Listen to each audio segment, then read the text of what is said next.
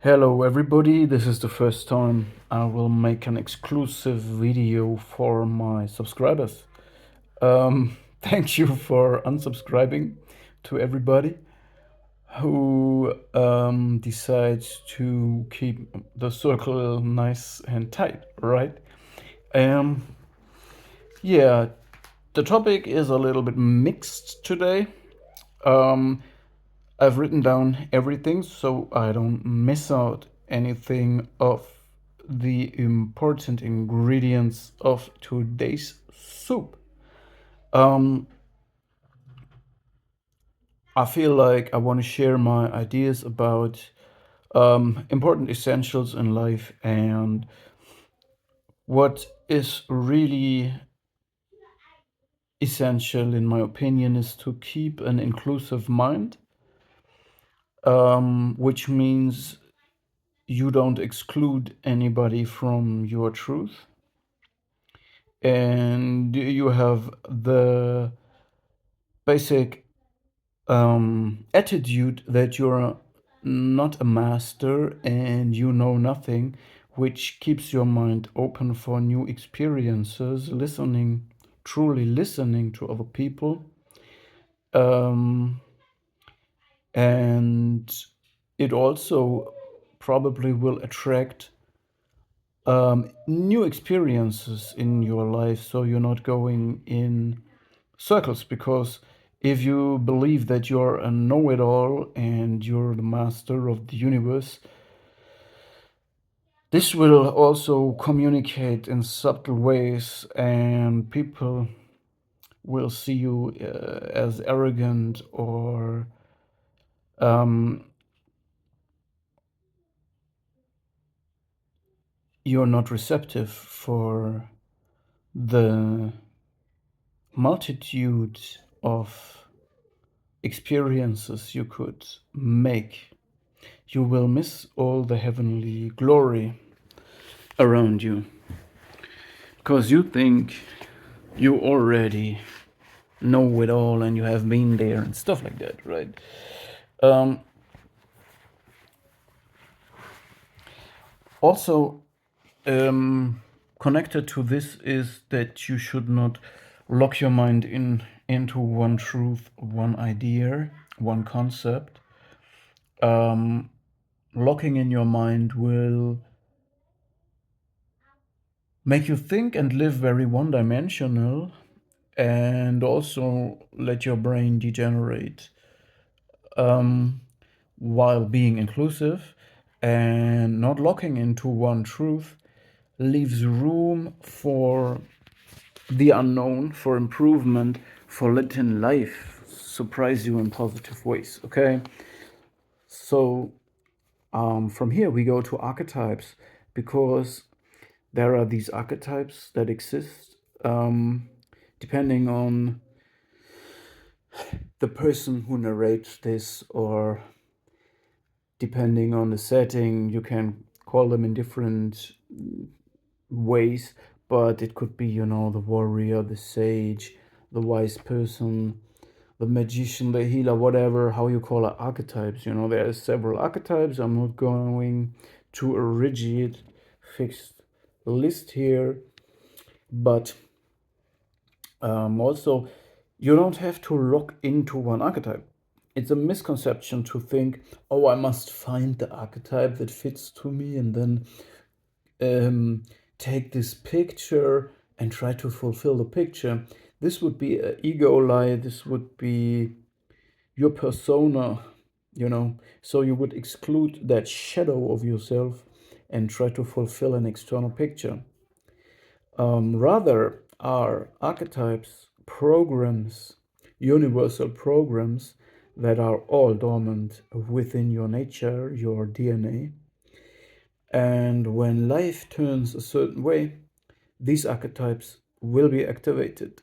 So when people take too much from you, when they come too close, when they colonize your life and your mind, you can turn into the warrior, because you have to free yourself. And this reminds me of the parable of Friedrich Nietzsche, that you have to make a certain metamorphosis.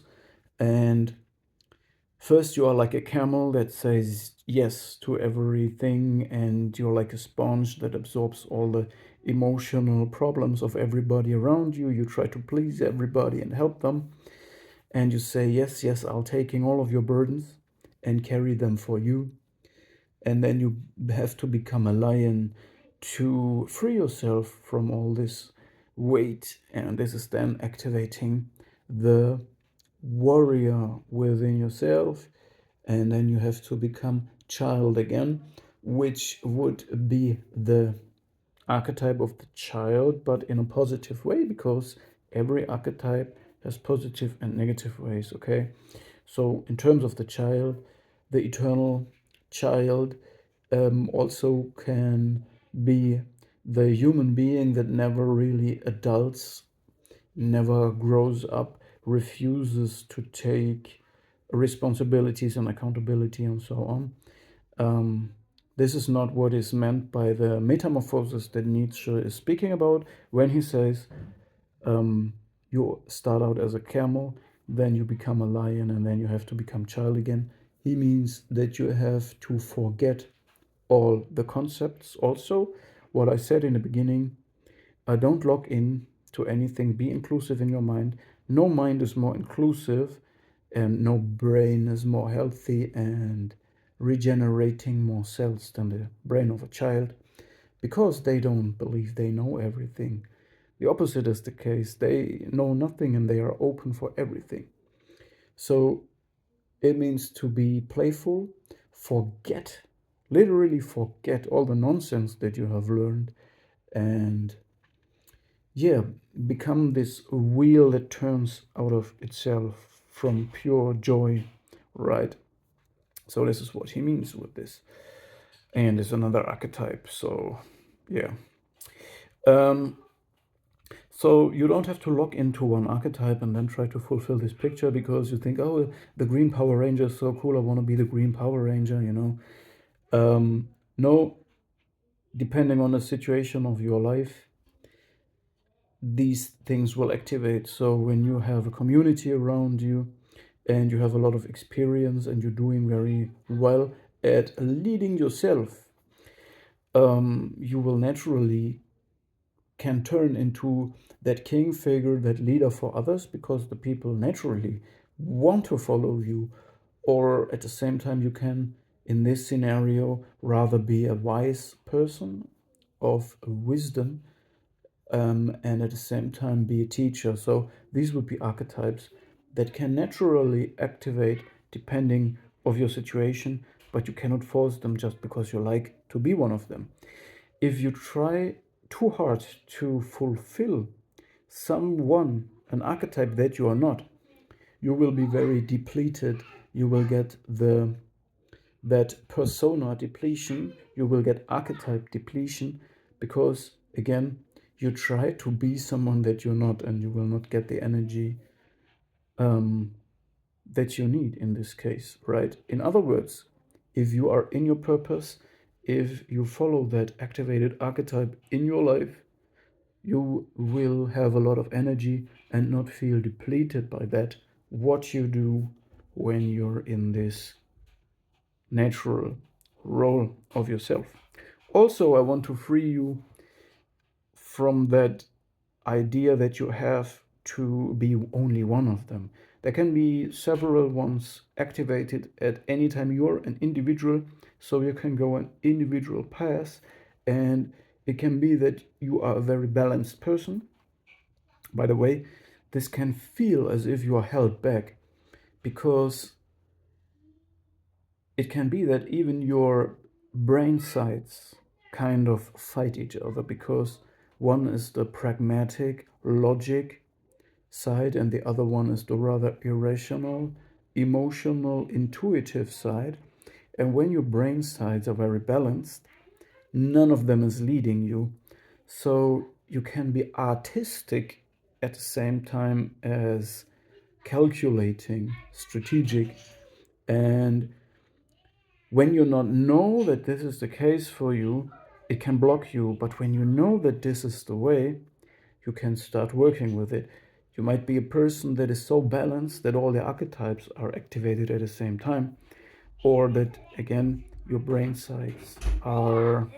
My children are here, so it's just a small interruption. Um, yeah, so it can be that when you are too balanced, it can be that your brain sites and archetypes kind of block each other because you're confused. But when you know it, when you put your awareness onto something, it automatically changes the way you deal with it. So I'll just share this with you so you can observe yourself. By the way, this is another thing that is very helpful for you.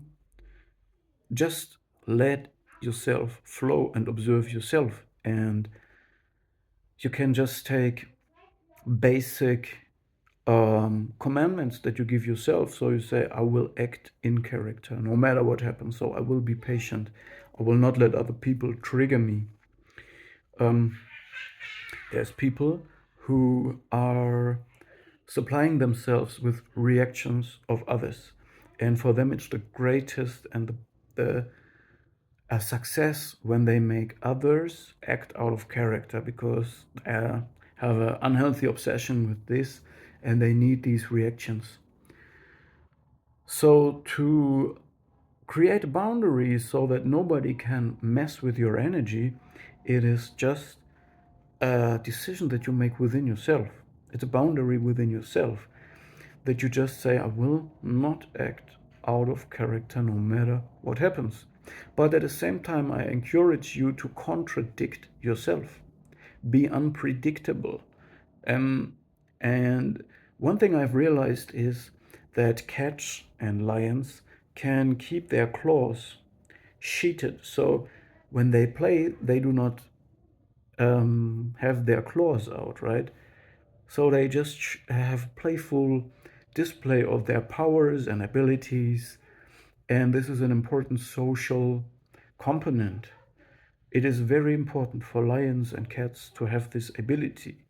And we as human beings can always learn from all kinds of animal spirits that we think about.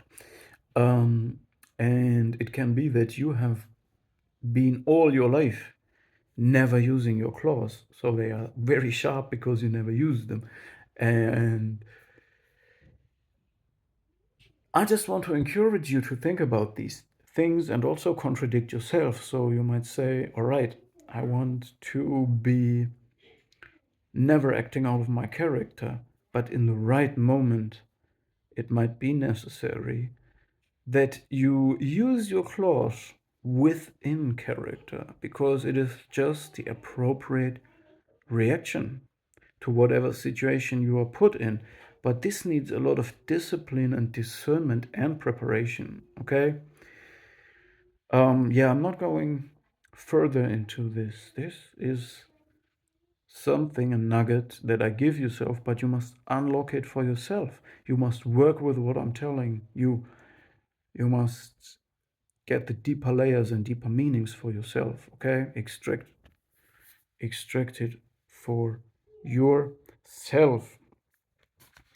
Um, yeah, this is. I'm just checking whether I forgot something. Yeah, I think we are pretty much through with the message, and one of the main takeaways for you should be that I want to free you from a too rigid understanding of anything, being inclusive, being free from having to fulfill one or just two archetypes. You can also, just channeling, being whatever you want to be without this, um, with too much thinking, with overthinking. You just be who you are, and it doesn't have to be an archetype. And even if you forget about archetypes, you will automatically, whatever you will be, when you're just flowing, it will be consisting out of archetypes. So never mind these too much, right? I just want to free you from too rigid ways of thinking, okay? So there is no one way anyway. There is no one way to the peak of the mountain, okay? And this is also what made Miyamoto Musashi such a strong and impactful philosopher and samurai and ronin, because he understood there is not one way. He kept an inclusive mind all of his life, okay? And he contradicted himself. Understand me? Stay blessed.